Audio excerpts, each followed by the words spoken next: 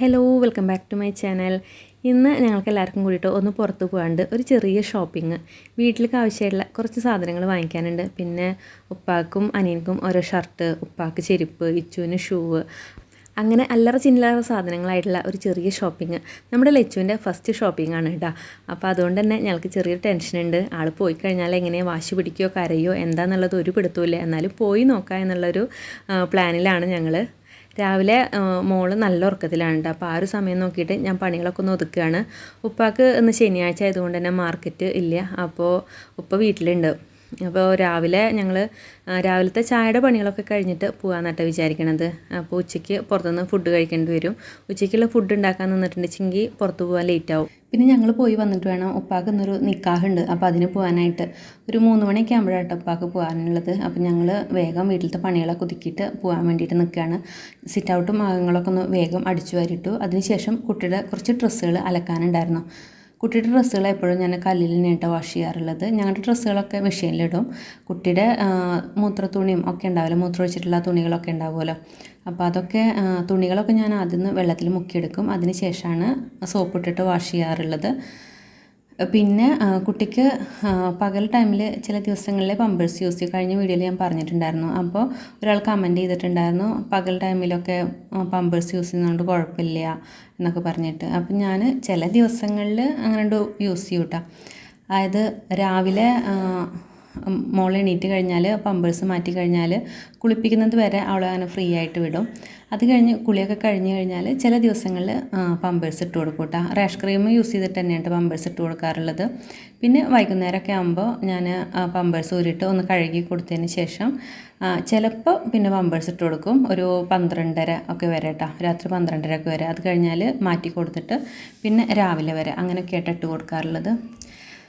ചില ദിവസങ്ങളിൽ ഇതിന് മാറ്റം വരും കേട്ടോ. ചില ദിവസങ്ങളിൽ 2 ഡയപ്പർ യൂസ് ചെയ്യും, ചില ദിവസങ്ങളിൽ 3 ഡയപ്പർ. അപ്പോൾ കൂടുതൽ ടൈമും അങ്ങനെ ഫ്രീ ആയി വിടാനാണ് കേട്ടോ ഞാൻ ശ്രമിക്കാറുള്ളത്. പിന്നെ ഈ പറഞ്ഞ പോലെ പമ്പേഴ്സ് യൂസ് ചെയ്യാന്നുണ്ടെങ്കിൽ കുട്ടികൾ കുറച്ചുകൂടിയും കൂടുതൽ നേരം കിടക്കുന്നതായിട്ട് ഞാൻ ശ്രദ്ധിച്ചിട്ടുണ്ട് കേട്ടോ. അവർക്ക് കുറച്ചുകൂടിയും കിടക്കാനൊരു സുഖം ഉണ്ടാവുമല്ലോ. മറ്റേത് എപ്പോഴും മൂത്രമൊഴിച്ച് കഴിഞ്ഞാൽ അവരെ ഉറക്കം നഷ്ടപ്പെടുമല്ലേ. പിന്നെ പാമ്പേഴ്സ് യൂസ് ചെയ്ത് കഴിഞ്ഞാൽ അത് ഡിസ്പോസ് ചെയ്യാന്ന് പറയുമ്പോൾ ഭയങ്കര ബുദ്ധിമുട്ടുള്ള കാര്യമായിട്ടാ. മുൻപൊക്കെ എന്നുണ്ടെങ്കിൽ നമുക്ക് അതിലത്തെ ജെല്ല് കളഞ്ഞിട്ട് കത്തിക്കായിരുന്നു. പക്ഷേ ഇപ്പോൾ അത് പറ്റില്ല എന്നല്ല പറയുന്നത്. അപ്പോൾ ഈ 1 മാസത്തൊക്കെ പമ്പേഴ്സ് എടുത്ത് വെക്കുക എന്ന് പറയുമ്പോൾ ഭയങ്കര ടാസ്ക്കായിട്ടുള്ള കാര്യമാണ് കേട്ടോ. പിന്നെ അപ്പിട്ട പാമ്പേഴ്സൊക്കെ ആകുമ്പോൾ നമ്മളത് കഴുകി ഉണക്കണം. അങ്ങനെയൊക്കെ ആകുമ്പോൾ ഇവിടെയാണെന്ന് വെച്ചാൽ നായ്ക്കളുടെ ഭയങ്കര ശല്യമുണ്ട് കേട്ടോ. അപ്പോൾ നമ്മളത് ഉണക്കാട്ട് കഴിഞ്ഞിട്ട് നായ്ക്കൾ കടിച്ചു കൊണ്ടുപോയിട്ട് റോട്ടിലൊക്കെ കൊണ്ടുപോയിടുകയാണ്. 1-2 വട്ടമായിട്ട് അങ്ങനെ സംഭവിക്കുന്നത്. അതുകൊണ്ട് തന്നെ ഭയങ്കര ബുദ്ധിമുട്ട് അനുഭവപ്പെടുന്നുണ്ട് കേട്ടോ. അപ്പോൾ നിങ്ങളാരെങ്കിലും എങ്ങനെയാണ് പമ്പേഴ്സ് ഡിസ്പോസ് ചെയ്യുന്നത് എന്നുള്ളത് ജസ്റ്റ് ഒന്ന് കമൻറ്റ് ചെയ്യട്ടോ. അപ്പോൾ ഒന്ന് അറിയാൻ വേണ്ടിയിട്ടാണ്. പിന്നെ നായ്ക്കളുടെ ശല്യം പറഞ്ഞില്ലേ, ഞാനിപ്പോൾ ഇത് ചെയ്യണതിൻ്റെ അത് നേരെ അപ്പുറത്ത് ഒരു നായ കിടക്കണം. ഉപദ്രവമൊന്നുമില്ല കേട്ടോ. പക്ഷേ ഇങ്ങനെ ചെറിയ കാര്യങ്ങളൊക്കെ എന്തെങ്കിലുമൊക്കെ നിലത്ത് കിടക്കണമെന്നുണ്ടെങ്കിൽ അതൊക്കെ എടുത്തുകൊണ്ടുപോകും. പിന്നെ നമ്മുടെ നേരെ കുറച്ച് ചാടി വരിക അതൊന്നുമില്ല കേട്ടോ. പിന്നെ ഞാനിപ്പോൾ നിൽക്കുന്നതിൻ്റെ തൊട്ട് പുറകിലാണ് കേട്ടോ, വലിയൊരു കോറിയാണ്. ഈ ഒരു മതിലില്ലേ അതിൻ്റെ അപ്പുറത്ത് തന്നെ കോറിയാണ് കേട്ടോ. അപ്പോൾ മുൻപ് ഞാൻ വീഡിയോയിൽ പറഞ്ഞിട്ടുണ്ടായിരുന്നു, ഈ ഒരു വീടിൻ്റെ പണി നടക്കുന്ന സമയത്ത് സൺസൈഡിൻ്റെ മീതെ നനക്കാൻ കയറിയ കാര്യം കേട്ടോ. ആ സൺസൈഡിൻ്റെ മീതെ നിന്നിട്ട് സൈഡിൽ കണ്ട് നോക്കുമ്പോൾ തൊട്ട് ബാക്കിൽ വലിയൊരു കോറി. ശരിക്കും തല ചുറ്റി പോകട്ടോ. അങ്ങനെ നമ്മുടെ അലക്കലൊക്കെ കഴിഞ്ഞ് ഇതേ അകത്ത് വന്ന് നോക്കുമ്പോൾ മോള് എണീറ്റിട്ടുണ്ടായിരുന്നു. അപ്പോൾ അവൾക്ക് വീണ്ടും പാലൊക്കെ കൊടുത്തപ്പോൾ അവൾ അങ്ങനെ കിടന്ന് ഉറങ്ങി.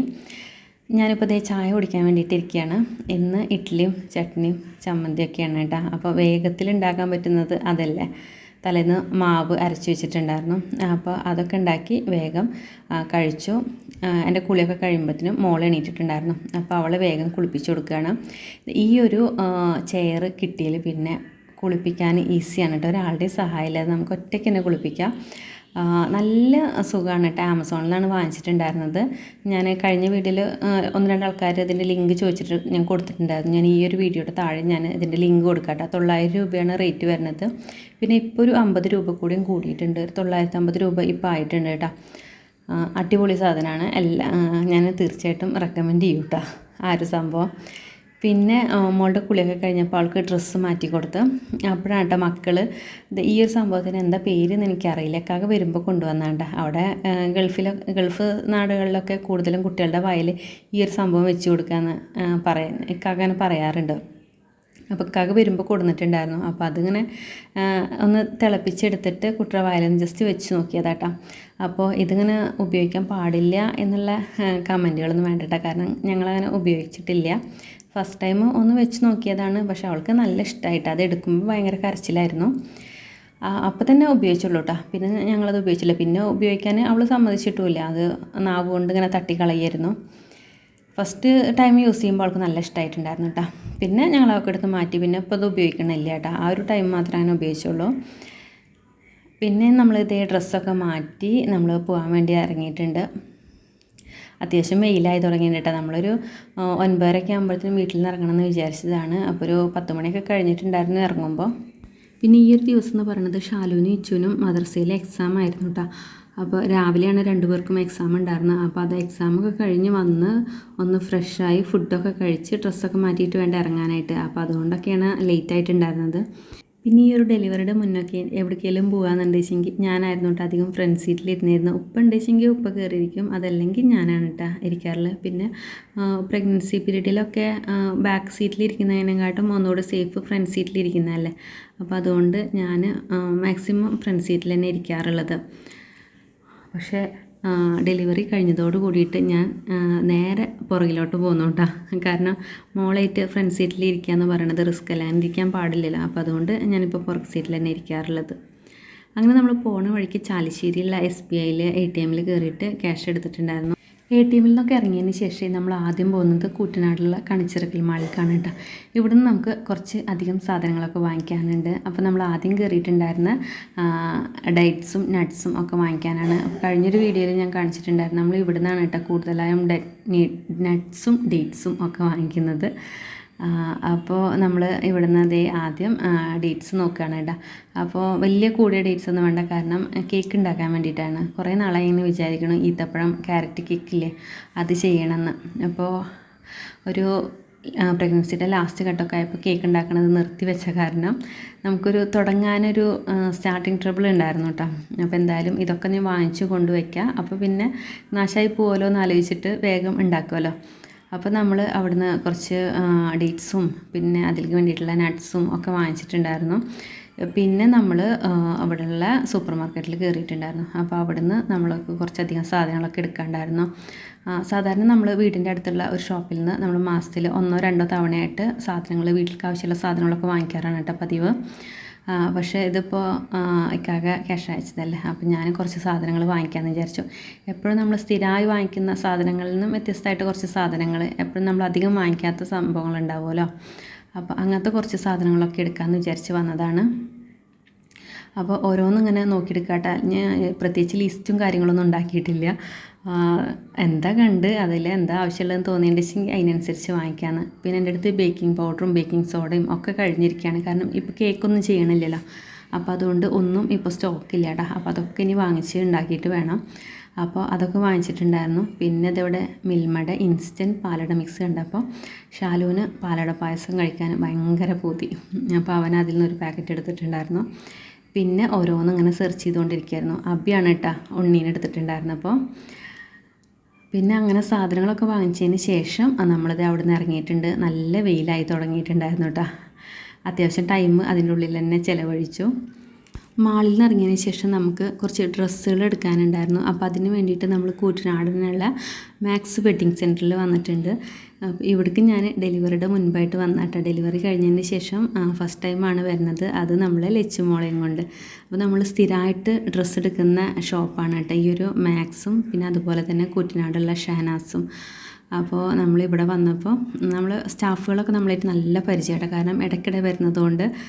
അപ്പോൾ മോളായിട്ട് വന്നപ്പോൾ എല്ലാവരും കൂടിയിട്ട് ഓടി വന്നിട്ടുണ്ടായിരുന്നു കേട്ടോ മോളെ കാണാൻ വേണ്ടിയിട്ട്. പിന്നെ മോളാണെന്ന് അറിഞ്ഞപ്പോൾ അവർക്ക് ഒന്നുകൂടി സന്തോഷമായിട്ടാണ്, കാരണം 2 ആൺകുട്ടികളല്ലേ. അപ്പോൾ ഒരു മോളെ കിട്ടിയെന്ന് അറിഞ്ഞപ്പോൾ എല്ലാവർക്കും ഒരുപാട് സന്തോഷം. പിന്നെ നമ്മുടെ കഴിഞ്ഞ ഡെലിവറിയുടെ സംഭവങ്ങളും മോനക്ക് സംഭവിച്ചതും ഒക്കെ അവർക്ക് അറിയാം കേട്ടോ. അപ്പോൾ അതുകൊണ്ട് തന്നെ ഉണ്ണിനെ കണ്ടപ്പോൾ എല്ലാവർക്കും നല്ല സന്തോഷമായിട്ടുണ്ടായിരുന്നു. അപ്പോൾ അവർ കുറേ നേരം സംസാരിച്ച് നിൽക്കുകയൊക്കെ ചെയ്തു കേട്ടോ. അപ്പോൾ നല്ല അടിപൊളി സ്റ്റാഫാണ് കേട്ടോ. നമ്മൾ നല്ല ഫ്രണ്ട്ലി ആയിട്ടുള്ള പെരുമാറ്റമാണ് ഇവിടെ.